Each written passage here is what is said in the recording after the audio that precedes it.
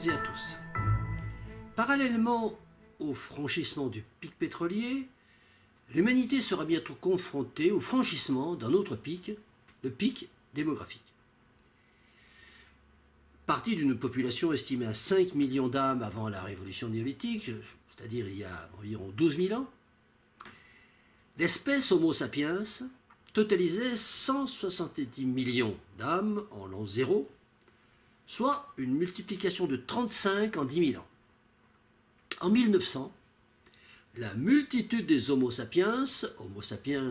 en train de devenir ou en voie de devenir des Homo industrialis, cette multitude atteignait 1,5 milliard d'âmes, soit une multiplication par 9 en 2000 ans, progression qui restait dans le même ordre de grandeur que celle de la période précédente, puisque rapportée à 10 000 ans, la progression démographique de l'Homo sapiens, pendant cette période d'un peu moins de 2000 ans, s'établissait à 45 au lieu de 35. L'accélération démographique était donc restée très limitée jusqu'en 1900. Les choses changèrent radicalement après 1900, puisque le seuil des 2,5 milliards était franchi dès 1950, c'est-à-dire 50 ans après, et portait à 320 le coefficient multiplicateur rapporté à 10 000 ans. Cette accélération démographique, elle s'amplifia encore après 1950, c'est bien qu'en novembre 2022, l'ONU indiquait que la barre des 8 milliards d'humains était atteinte, seuil symbolique dévoilé mi-juillet à l'occasion de la journée mondiale de la population. De quoi donner un certain vertige aux contempteurs de la croissance, d'autant que cet organisme, l'ONU, annonçait même une progression jusqu'à environ 9 milliards 7, presque 10 milliards d'habitants pour 2050, et même dépassant 10 milliards pour 2080. 10 milliards,4 très exactement. Eh bien, la réalité, naturellement, infirmera cette prédiction délirante, mais le chiffre de 8 milliards d'Homo industrialis, lui, il est bien réel aujourd'hui, ce qui veut dire que le coefficient multiplicateur sur 10 000 ans, dont nous avons parlé, sur lequel nous nous basons, lui est grimpé à 458 au lieu de 35 ou 45 sur les 2 derniers siècles. En réalité, moins de 2 siècles d'ailleurs, en réalité ce chiffre de 8 milliards correspond très probablement à un pic démographique à partir duquel la population mondiale ne fera que décliner par la suite, progressivement mais irrémédiablement, contredisant ainsi par la réalité des chiffres le mythe d'une population mondiale indéfiniment croissante, mythe entretenu par les zélateurs infatigables de la croissance qui œuvrent au sein des organismes internationaux tels l'ONU, par exemple.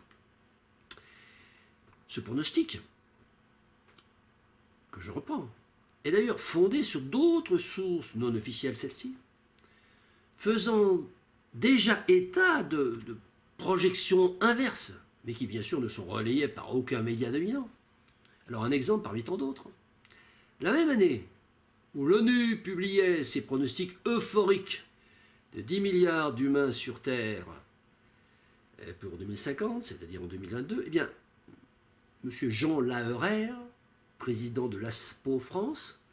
Association pour l'étude du pic pétrolier, est référence mondiale pour la production de courbes et graphiques rendant compte du devenir des stocks de matières finies énergétiques et minérales. Eh bien, ce monsieur publiait en septembre 2022, même moment que l'ONU, un document de 47 pages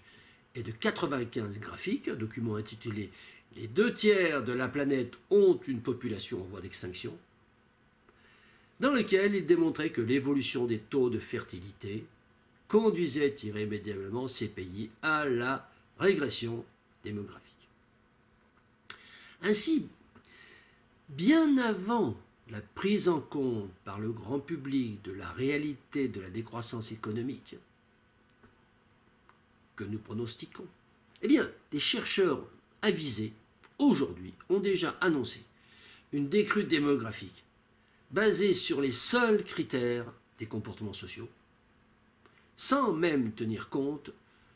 de ce qui constitue le cœur de notre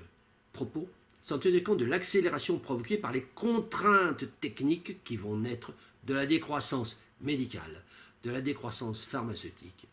de la décroissance alimentaire. Nous avons déjà parlé dans une chronique précédente de la problématique alimentaire. Concernant la décroissance médicale, il est certain que le ralentissement de la machine économique, associé à la raréfaction des matières premières énergétiques et minérales, commencera à produire des effets significatifs sur l'activité des professionnels de santé à partir de 2030, en affectant aussi bien le fonctionnement des établissements de soins que la production de l'industrie pharmaceutique. Le déclin de la prise en charge médicale des homo industrialis agira en tenaille avec d'un côté une diminution budgétaire et de l'autre côté une réduction des moyens techniques. Alors, tout d'abord la réduction budgétaire. Elle sera liée à la diminution mécanique des prélèvements obligatoires sur les salaires des entreprises, sur les entreprises, manne budgétaire qui a permis depuis la fin de la Deuxième Guerre mondiale un financement intensif et généralisé des protocoles de soins et par voie de conséquence le maintien en vie de millions d'humains qui, sans ces artifices, auraient succombé à toute une variété de maladies, en France notamment.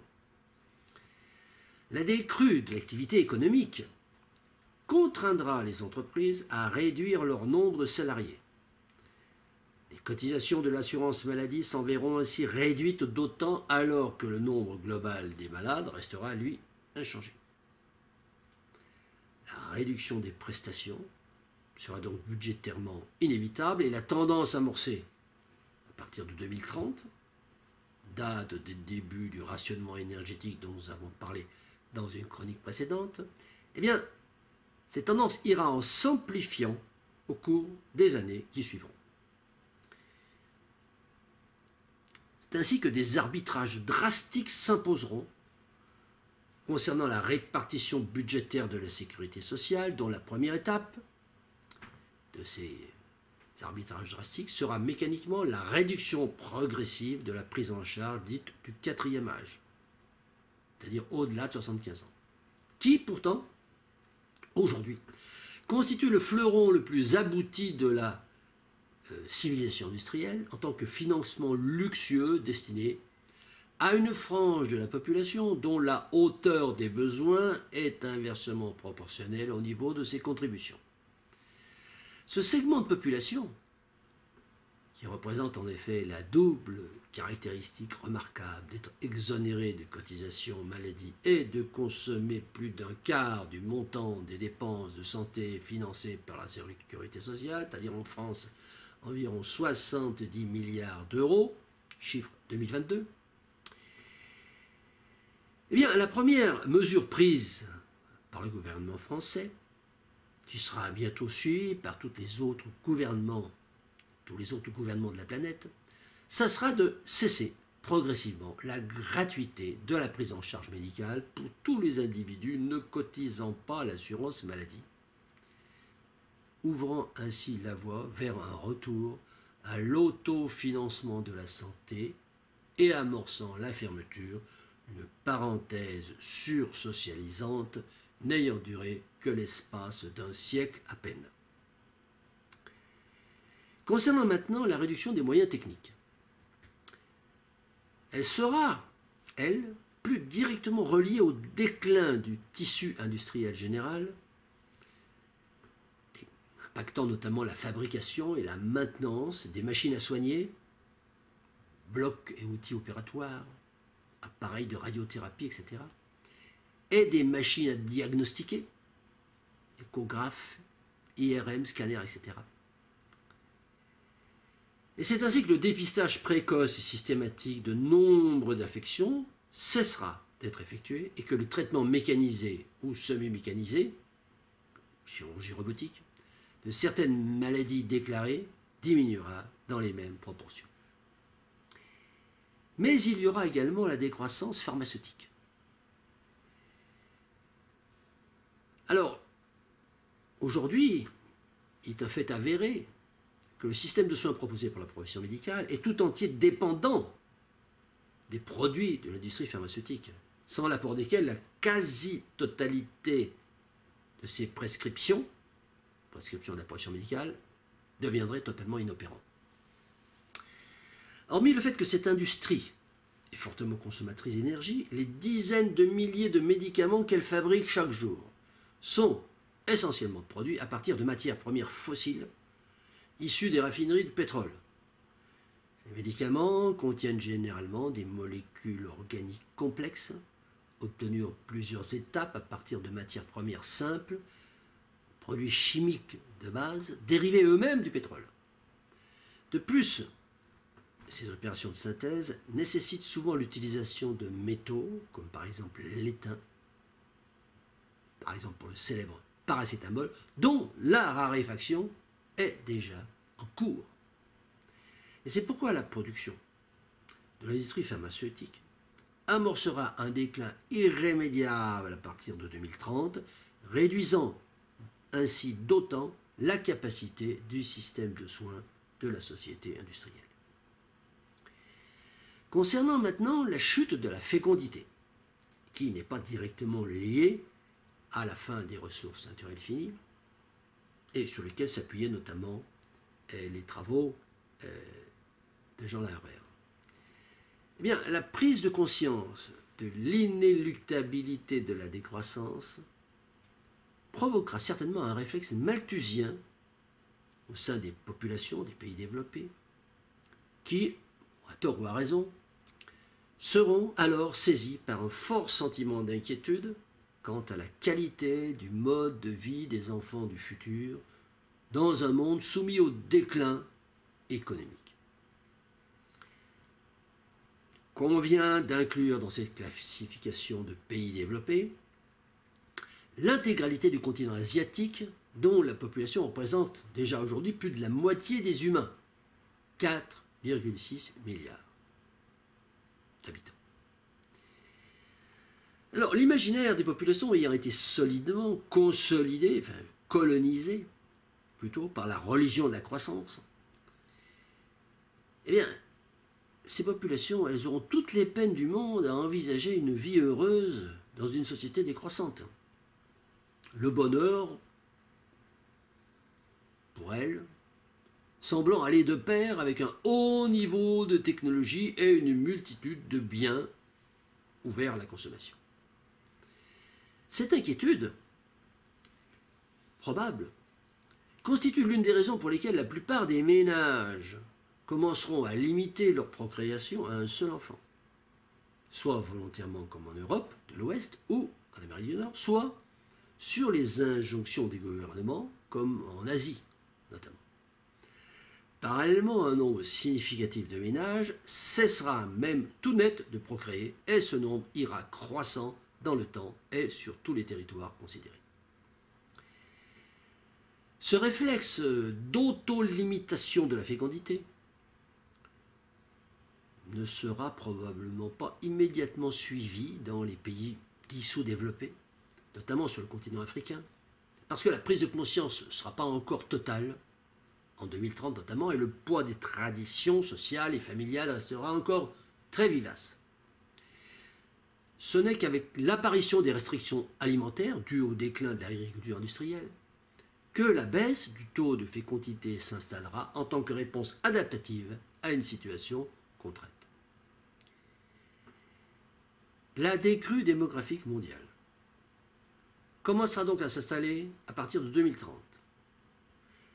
après que les prévisions croissancistes de l'ONU auront été rapidement démenties par les faits. Durant les 20 années qui suivront, la courbe déflationniste sera inversement symétrique à celle qui avait fait grimper la population mondiale de 3,5 milliards à 7,5 milliards entre 1970 et 2020. Pour aboutir en 2050, c'est que la population mondiale d'humains soit redescendue à 5 milliards, sans qu'aucun élément nouveau susceptible de modifier cette tendance dans un futur proche ait pu, à ce moment-là, être identifié. Via la conjonction de la décroissance des soins médicaux dépendants de la technologie industrielle et de la décroissance de la fécondité, en réponse à la contraction de la production alimentaire, eh bien, ça ira nourrir la décrue démographique jusqu'en 2100 pour aboutir à une stabilisation durable. C'est ainsi que les 1,5 milliard d'humains présents sur la planète à la fin du XXIe siècle, en 2100, rejoindront ainsi dans les statistiques démographiques ceux du début du XXe siècle. Voici pour le pronostic numéro 7, la décroissance démographique. Et je vous donne rendez-vous pour la prochaine chronique et le 8e pronostic, l'émergence d'une nouvelle conception de la santé. Je vous remercie et je vous dis à bientôt.